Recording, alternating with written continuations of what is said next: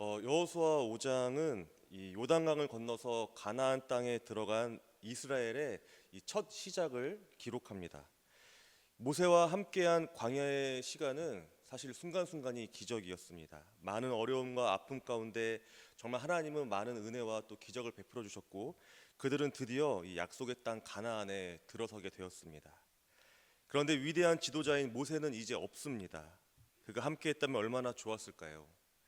이 약속의 땅에 들어간다면 다 끝날 줄 알았는데 또 다른 고난이 앞을 가로막고 있습니다.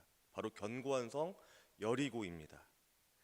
이제는 본격적인 정복 전쟁을 할 차례가 온 것입니다. 그런데 하나님께서는 이스라엘에게 명령하십니다.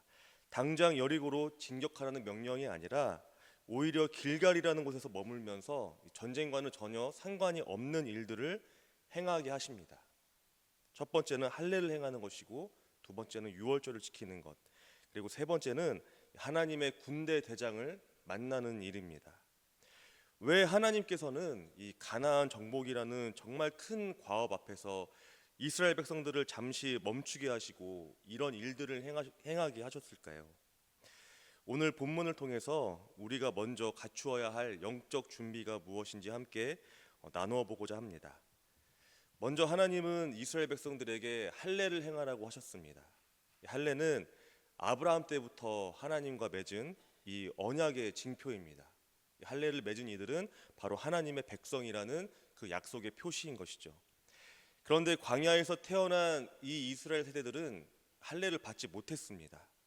그래서 하나님은 이 가나안 땅에 들어가기 전에 이스라엘 백성들에게 가장 먼저 이 언약의 징표인 할례를 받게 하심으로 그들이 누구인지를 다시 한번 분명히 하십니다. 이스라엘은 단순히 땅을 정복하러 온 정복자가 아니라 이 하나님의 거룩한 언약의 백성이라는 그 정체성을 회복하게 하신 것입니다. 또한 하나님은 이 할례를 통해서 이렇게 말씀하십니다. 애굽의 수치를 너희에게서 떠나가게 하셨다. 이 과거의 애굽에서의 노예 생활, 또 광야에서의 불순종과 방황의 시간들, 그 모든 부끄러운 과거를 이제는 끊어내고 하나님의 거룩한 백성으로 새롭게 시작하라는 하나님의 의미입니다. 우리도 마찬가지입니다. 이 세상 속에서 하나님의 백성으로 살아가기 위해서 우리 안에 남아있는 죄악된 옛 습관들, 그리고 세상의 가치관과 패러다임들, 또 과거의 상처와 실패라는 이러한 애굽의 수치를 우리 또한 과감하게 끊어내야만 합니다. 예수 그리스도의 보혈로 깨끗하게 씻음을 받고 하나님의 자녀라는 거룩한 정체성을 회복하는 것이 우리가 매일매일 감당해야 할 영적인 할례라고 할 수 있습니다. 이 세상과의 싸움에 앞서서 먼저 하나님 앞에서 자신을 정결하게 하고 또 언약 백성으로 그 정체성을 확립하는 것, 이것이 바로 이스라엘 승리의 첫걸음이었습니다. 이 두 번째로 이스라엘 백성은 길갈에서 유월절을 지킵니다. 유월절은 이스라엘을 애굽의 노예 상태에서 구원하신 하나님의 놀라운 은혜를 또 기념하는 절기입니다. 가나안 땅에서 첫 번째 유월절을 지키면서 이스라엘은 다시 한번 하나님의 구원의 은혜를 기억하고 또 감사했습니다. 그리고 바로 다음 날 그들은 그 땅의 소산을 먹게 되었고 또 하늘에서 내리던 이 만나는 그치게 되었습니다. 이는 중요한 전환을 의미합니다. 광야에서는 하나님께서 매일 만나와 또 메추라기를 먹이시는 어쩌면 이 기적적인 경험을 했지만 이제 약속의 땅에서는 그들 스스로 그 땅의 소산물을 통해서, 즉 그들의 수고와 하나님의 섭리를 통해서 살아가야 한다는 것을 보여줍니다. 그런데 이 만나와 메추라기가 그쳤다고 해서 하나님의 공급이 끊어진 것이 아닙니다. 하나님은 이제 새로운 방식으로 그들을 먹이시고 돌보실 것입니다. 우리의 삶에도 이러한 변화의 시기가 있습니다. 하나님이 우리에게 기적적인 것이나 또 초자연적인 것을 보여주시면서 공급하실 때가 있고, 또 어느 순간은 우리 힘으로 또 하나님의 섭리를 통해서 매일같이 살아가야 할 때가 찾아오게 됩니다. 그런데 우리가 후자의 같은 경우에는 하나님이 내게서 잠시 멀리 떠나지는 않았나라는 오해를 하게 됩니다. 그런데 그때는 우리는 과거에 베푸셨던 그 하나님의 구원의 은혜, 즉 유월절을 기억하면서 감사해야 한다는 것이죠. 그리고 새로운 상황 속에서도 변함없이 하나님이 우리와 함께 하심을 인정하고 또 하나님을 믿고 따라야 한다는 것입니다. 변함없이 우리를 인도하시고 또 공급하시는 그 하나님을 믿고 신뢰하면서 이 새로운 발걸음을 내딛어야 합니다. 만나가 그쳤다고 불평할 것이 아니라 이 약속의 땅에 소산을 주시는 그 하나님께 감사하면서 믿음으로 순종하며 나아갈 때 우리는 하나님의 또 다른 또 하나님의 그 놀라우신 공급을 경험하게 될 것입니다. 셋째로 여호수아는 여리고 가까이에서 한 사람을 만납니다. 칼을 빼들고 있던 그 사람은 바로 하나님의 군대 대장입니다. 여호수아는 묻습니다. 너는 우리 편이냐 적의 편이냐? 그러자 그는 이렇게 대답합니다. 아니라 나는 여호와의 군대 대장으로 지금 왔느니라. 이 만남은 이 앞으로 시작될 이 가나안 정복 전쟁이 누구의 주체로 진행이 될 것인지를 보여줍니다. 이 전쟁은 이스라엘의 전쟁이 아니라 하나님의 전쟁입니다.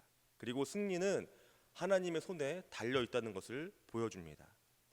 중요한 것은 하나님이 우리 편이 되어 주시는 것이 아니라 우리가 바로 하나님의 편에 서는 것입니다. 여호와의 군대 대장은 여호수아에게 이렇게 명령합니다. 내 발에서 신을 벗으라. 내가 선 곳은 거룩하니라. 그런데 이 명령은 모세가 떨기나무에서 하나님의 임재를 경험했을 때 들었던 그 명령과 동일한 명령입니다. 전쟁을 앞둔 이 긴박한 상황에서 가장 필요한 것은 전략이나 전술과 같은 그 인간적인 계획이 아니라 하나님의 거룩한 임재 앞에서 겸손히 엎드려서 하나님의 명령에 또 하나님의 주권을 또 인정하고 순종하는 그 자세라는 것입니다.